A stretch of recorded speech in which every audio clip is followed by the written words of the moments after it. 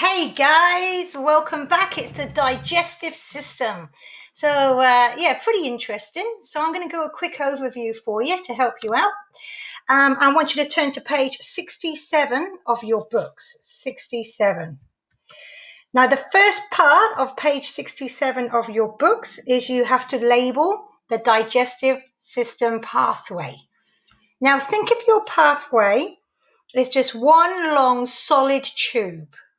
What you put in there gets broken down and comes out the other end, okay? There is no way that what you put in there can get out of this tube unless it's broken down into chemicals to go into the rest of the body. For instance, if you eat something that cannot be digestible, like corn or a coin, and it cannot get broken down, it will come out the same way, as you know. All right, so you can pause this part if you like, so you can actually label your digestive system. Parts we want to label are up on the top of page 67, where it starts with the mouth, which is this area with the tongue inside, and then down the back of the throat, it's the pharynx. Then the long muscular tube is called the esophagus. So remember, I've got esophagus in the book, and this is esophagus. It's apples for apples. This is American, and in your book we've got UK, not UK, European, which is what we are used to. Esophagus, and then it goes behind the liver. The liver and gallbladder and pancreas are accessory. They're not part of the tube. Okay, so we'll go to those afterwards. So it goes esophagus into the stomach. Then from the stomach, it goes in, leaves the stomach, and it starts to go to the small intestines. Okay, so the small intestines are broken down into different pathways, different parts rather. The first part of your small intestines, when it leaves the stomach, is called your duodenum or duodenum, however you want to pronounce it. And then you can see how long your small intestines all curl up. So this area here is called your duodenum. I don't think you need to label that. And then this area here of the small intestines is called your ileum. You don't really need to label that. You just need to make sure you know all this is your small intestines. Once the food is being broken down and absorbed in the small intestines, it then enters into your large intestines. These are your large intestines. You may call them colon, large colon, but we're going to call them large intestines. There are different parts of these large intestines as well. There is the ascending, there's transverse, descending, then you have the zygomoid. I want to pull the screen up. Zygomoid, rectum, anal canal, anus. So if you want to pause this, and I want you to label the digestive system. You need to know it for your online test, and you need to know parts, because different parts have different disorders as well. Typically, colon cancer. So colon cancer, parts of the colon can be cancerous, where they will just cut the part out. You'll have a temporary colostomy bag, and then they'll get a healthy part, and they would restitch it back together. There's lots of other diseases and disorders. When we talk about diabetes, it all works from the hormones and the pancreatic juices here. Okay, here's your gallbladder. This produces a bile that squirts into the duodenum so it can break down fats. But we'll get into that more often. Let's move on. Right, what you're going to learn is the pathway and then what happens at each pathway. But you need to know some terminology. So I'm hoping you've paused it to label your digestive system. We are going to find out the functions of each individual mouth, pharynx, esophagus, and stomach. And you've got some light reading to do on page 69 and 70. Okay, but what I want you to do right now is turn to page 72, because that's what you're looking at right now.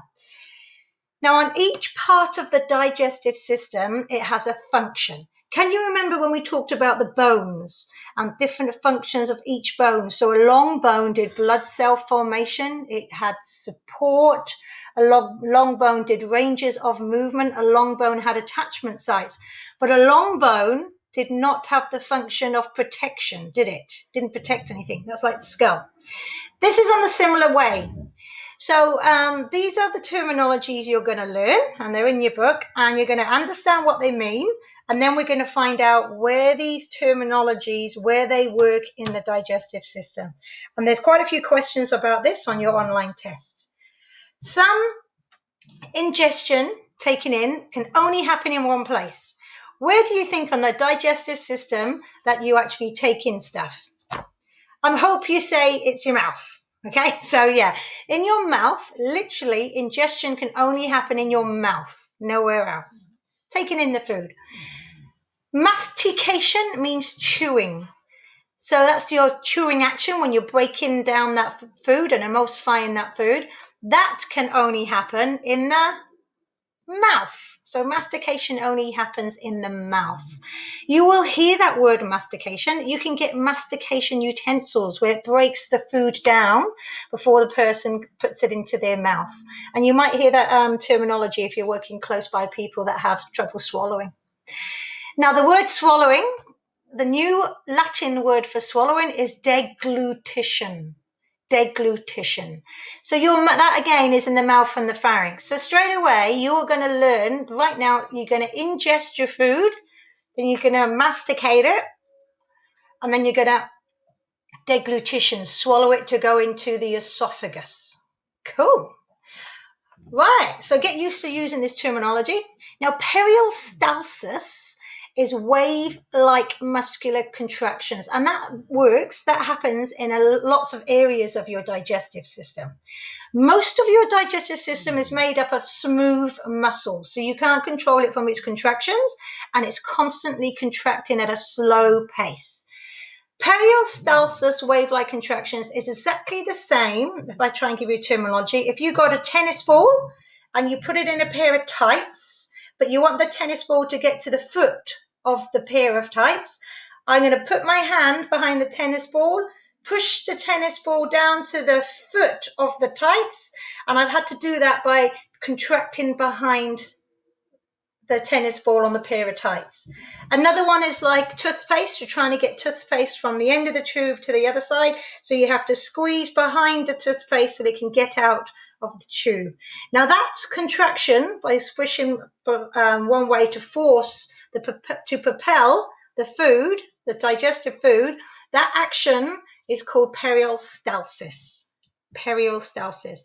Now, when you watch this on your own, there's lots of YouTube clips, small ones, and they're really valuable, so make sure you do. Segmentation is what it is. When those muscles contract backwards and forwards, it starts to break the food down into segments. Now I'm going to teach you relaxation of sphincters. Now let's go back to the urinary system. You've got two sphincters in the urethra. You have an internal sphincter and an external sphincter. A sphincter is like a valve, but it's muscular-like circle. When it contracts, it squeezes so nothing can get through. When the sphincter opens, it opens up so things can get through the tunnel. So I'm going to teach you where your other sphincters are on your diagram, and we will go back to that. Absorption, movements of substances into the bloodstream. So only in certain places of the digestive system can chemicals get absorbed into the bloodstream. Now that's all your nutrients, the sodiums, your electrolytes, everything. It has to be broken down into a chemical layer before it can get transferred into the bloodstream to go to where it needs to go. Only certain areas can do that. All right. Churning of chyme only happens in one area. So churning, just like churning hard out, and chyme is what we call the food once it's been swallowed and it's hit the stomach. When that pizza or that apple is in your stomach, it's not called a pizza or a mashed up pizza. It's called chyme. Do you remember urine? When the nephrons filtered the waste, it was called filtrate, and it wasn't called urine until it left the kidneys. So it's the same thing, but because it's been broken down, it's not called mashed up pizza, it's called chyme, churning of chyme. Now that can only happen in the stomach and nowhere else. Okay, it can only happen in the stomach. All right, these other three, well, the other two especially, they are what they are, but you really need to sort of visualize. Now, when it says mechanical digestion, mechanical, you think of anything that can actually physically move, if it's actually moving. So peristalsis is a wave like muscle contraction. It's physically moving. And if you were to pull your digestive system out, you'd be able to see the ways of movement.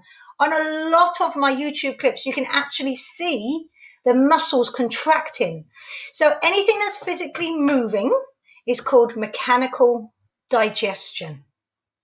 Now, chemical digestion is when it's been broken down, the food, the chyme, has been broken down and changed so it can be absorbed into the bloodstream. Okay, it can be absorbed.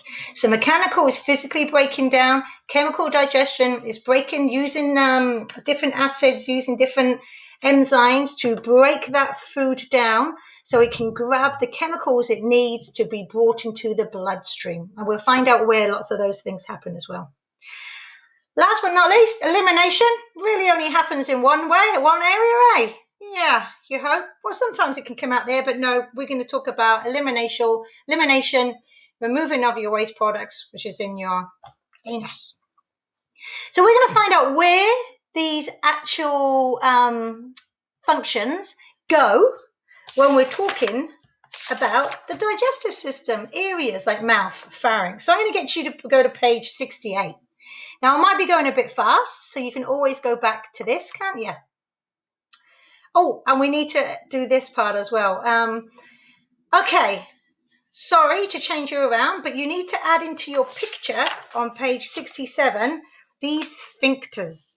Now, they are there waiting for you to fill them in. The spelling is there for you on page 67. Your cardioesophageal sphincter is a valve-like sphincter, a band of smooth muscles that contract here to stop any food coming back out the stomach and up the esophagus. So just right where the esophagus meets the stomach, there is a valve, a sphincter. It's called the cardio because your heart is right here, and esophageal because it's part of the esophagus sphincter. Now, when people have heartburn and bad reflux, that's to do with this cardioesophageal sphincter not working correctly and getting the wrong messages. Many operations for that as well, or it could be that the acid is way too powerful in the stomach that needs to be altered as too. When the stomach has churned all its chyme, and it's time to leave the stomach, there is a door, a valve that has to open to allow the chyme to leave into the duodenum. And that valve, that sphincter, is called your pyloric sphincter. Pyloric sphincter. Cool. All the way down through the small intestines. Now, there is what's not labeled here. There is a valve where the small intestines leave to go to the large intestines. So there is a gateway, a sphincter, a valve, where the small intestines enter into the large intestines, and that is called your ileocecal valve. Ileocecal valve. And it's there next to your pyloric sphincter on page 67. The last two sphincters of the digestive system is the internal sphincter and the external sphincters. Internal sphincter is involuntary. External sphincter is the one you can hold onto until you get to the toilet, hopefully. Cool. This here's your rectum, is where it stores it and waits until we're ready to rock and roll. Okay, so where does all the magic happen? So you can go through this in your own time as well, but we'll talk through it. I'd like you to get to page 68, and you can see in your mouth, it's got functions. And the functions are, and it's written there in brown, mastication, ingestion, absorption, mechanical digestion, and chemical digestion. All right, so how does this happen as well? So I want you to write those functions. Make sure you get those functions on page 68. Mastication is chewing. So you know when it gets into your mouth, ingested, you're actually chewing the process down. Now, already right here, some carbohydrates and sugars are being absorbed into the bloodstream. So because you're chewing, it's called mechanical digestion, has to go into this. And then because some of the nutrients are already being absorbed, it's called chemical digestion. Now, how it gets absorbed is really quite interesting. When you smell fresh bread or you're starving hungry and you can smell food cooking, what happens to your mouth? You start to produce saliva, don't you? And the reason you start to produce saliva is so you can lubricate it and break it down. Also, in that saliva, we've got something called enzymes, chemical enzymes. Now, those chemical enzymes in their saliva all have different names, but we don't need to know that. They all have different names. And what those enzymes do, they want to grab onto carbohydrates and starches and start breaking it down straight away to get absorbed into the bloodstream straight away. So that's why when we smell fresh bread, our salivary glands go, oh, I know what this is. I need this to break it down. So those enzymes are lubricated into the mouth. They see the bread, they grab it, they smash it down as small as they can, and it gets taken to all the blood in the bloodstream so it can go and produce energy, hopefully. But if you don't use that energy, it turns into fat. I hope you've got that down for mouth. So if I go too fast, just press pause. I really want you to watch all these YouTube clips. They're fantastic. There's a fantastic one here, and this is peristalsis. Okay. So in your pharynx, you have deglutition and peristalsis. It hasn't got deglutition up there. Oh, lucky I'm here to let you know. So peristalsis is the muscular contraction. Deglutition is when you swallow it to get it into your pharynx as well. When you watch this, you can see all how shiny it is. That's all your mucosa and submucosa membranes that make it lined with fluid so the food can move slowly and slippery down there. And the peristalsis that contracts behind the food to push it down is amazing. So make sure you please go to the basic Prezi PowerPoint so you can watch all these. Really cool. Right, when we get to the esophagus only does two things. Three things rather. Peristalsis, relaxation of sphincters, because it's the cardioesophageal sphincter that's got to open up, which is part of the esophagus so the food can get into the stomach. And because the esophagus doesn't stop doing peristalsis, it's moving. So it's also mechanical digestion. And I just want to go back to say mechanical digestion is also in the pharynx. Add that in quick. Cool. Okay, stomach. Now in your stomach, it's got three layers of smooth muscle. It's got one layer going round. Then it's got another thick layer on top of that going around. Then it's got another thick layer of smooth muscle going around. These muscles are contracting all at different times, at different strengths, so that stomach is moving all over the place. It doesn't, even though if it was relaxed, it'd probably look like this, but when it's contracted, it goes all over the shape. Sometimes you can hear your stomach rumble when it vibrates, and that is your stomach actually joining together to say, I like this food, I'm hungry, or I don't like it, or so forth. So there's lots of layers there. Your stomach can stretch up to 4 liters of fluid.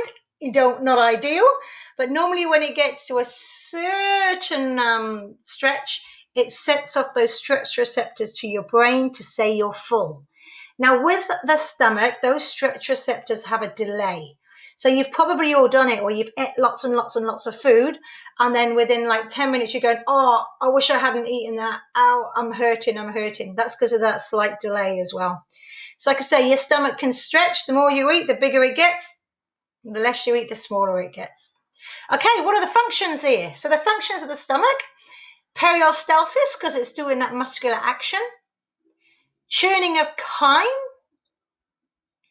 absorption.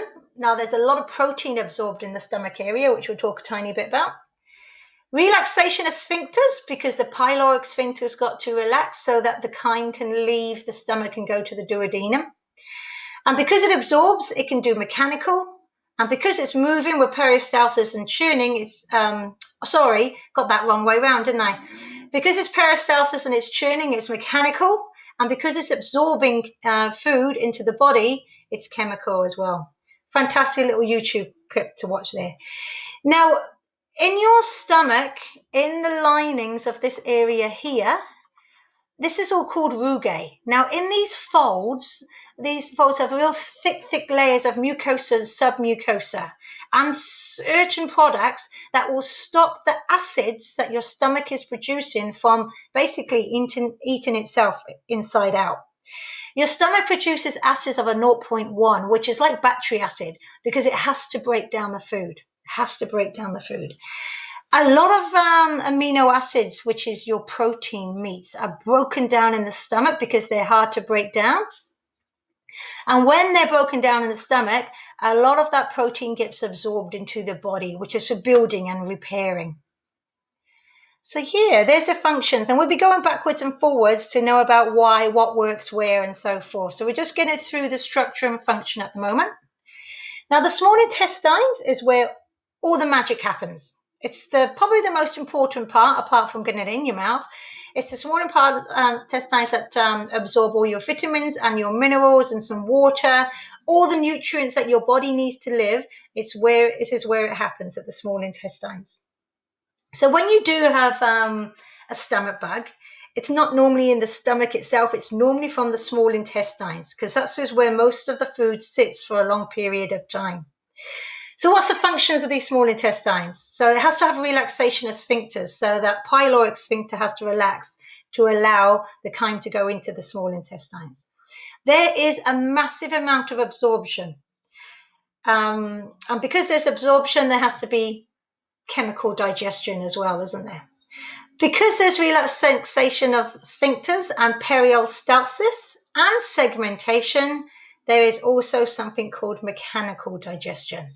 So functions: relaxation of sphincters, absorption, mechanical and chemical digestion, segmentation, because it's breaking that food backwards and forwards, and peristalsis, which is that muscular contraction to keep the food moving forward all the time.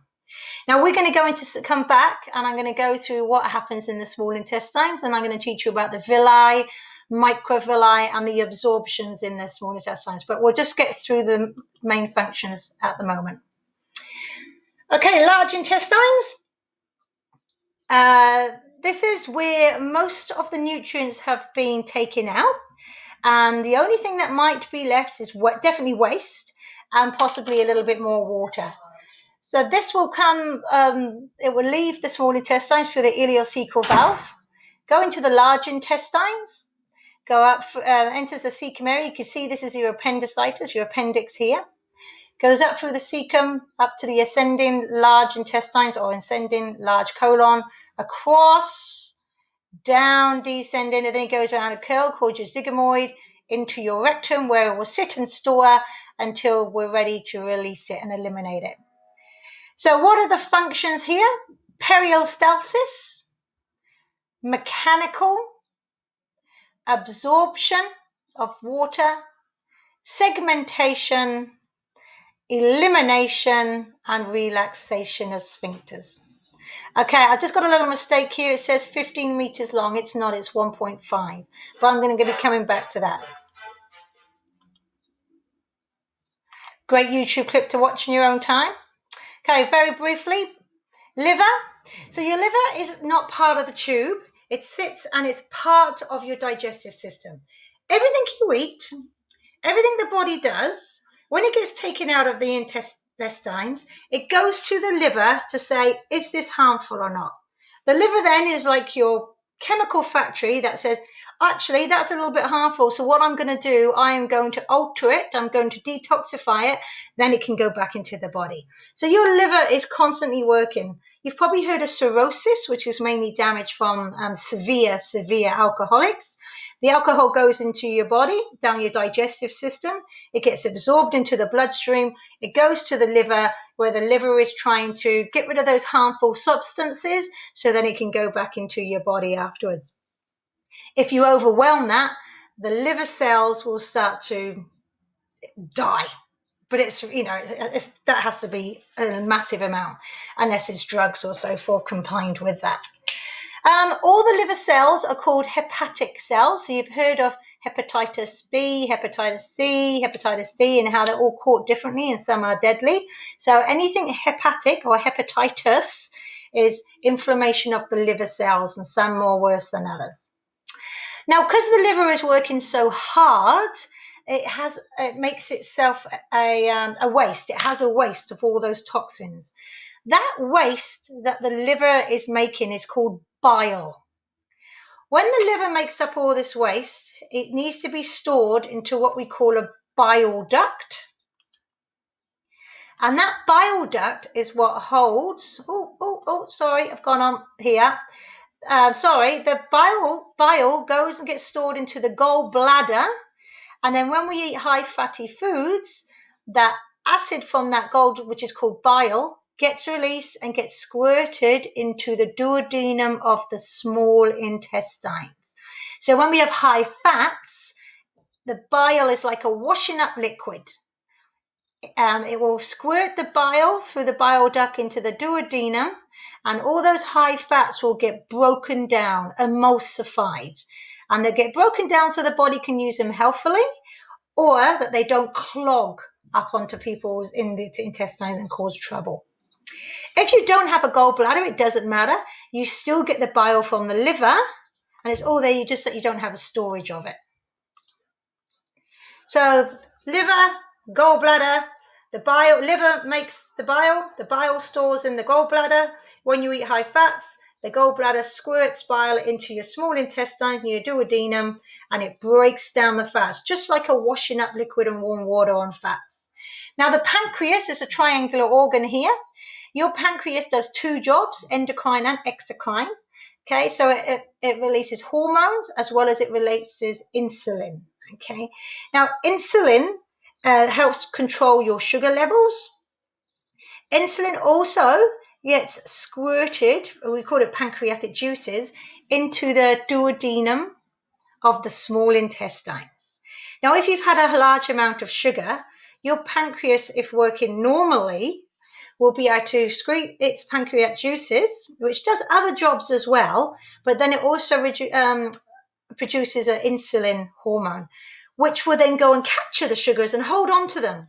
It will hold on to those sugars and take it to storage into the liver until your body starts to feel a bit low, and it then will release those sugars so your body then can go on a level playing field. Now, if you have diabetes, and I'm going to add up more YouTube clips with this, you are not producing enough insulin to capture those sugars, so your body isn't like a yo-yo, or the insulin that is being produced doesn't know how to do its job properly. It's called insulin resistance. So this is where we start talking about diabetes, and we'll be going into that a little bit more depth in some other YouTube clips, because it's on your case study, isn't it? He has diabetes. She has diabetes. Cool. Right, I hope I didn't want to make this too long, because there's a lot in your books for you, a hell of a lot in your books for you.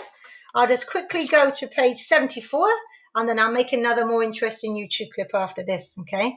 So proteins in your body, name me some proteins. Yes, so proteins are all your meat, your fish, okay, some nuts and so forth. When they're taken into the body, they are broken down. Enzymes and chemicals break the protein down into what we call amino acids. They can't take the protein into the bloodstream unless the enzymes have broken them down to amino acids. When they're broken down into these tiny chemicals called amino acids, that's when it can get absorbed to the bloodstream. And that's when it can go around the body, and the uses of protein is for growth and repair. So this is why bodybuilders do take on board a lot of protein. Protein, whether it is from meat or also whether it is plant-based proteins. They do need to have it. There's a little YouTube clip for you to see. Carbohydrates. Carbohydrates, is found in your breads, your cereals, your rices. Potatoes are starchy and so forth. So carbohydrates, when they need to get absorbed into the body, they have to be broken down into another chemical level called glucose. When they've been broken down into glucose, then they can be absorbed into the bloodstream, and that will go to all your cells to give your body energy. Now, there's a little thing they called ATP. I wonder if any of you can remember when we did that role play with muscle contraction. And I said to you, right, you're the energy source for the myosin head to go and grab onto the actin person. And then you just got, and that was the energy source was the ATP. I wonder if you can remember that. Okay, last one for you. Fats. So the types of fats that you take into your body, there are good and bad fats. The good fats that we want are like your avocado. There are some on your nuts as well.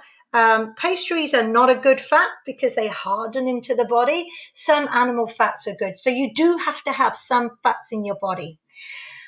To get them broken down, there's enzymes that emulsify, especially from the bile and the pancreatic juices in the duodenum, that can break it down for it to be absorbed into the body.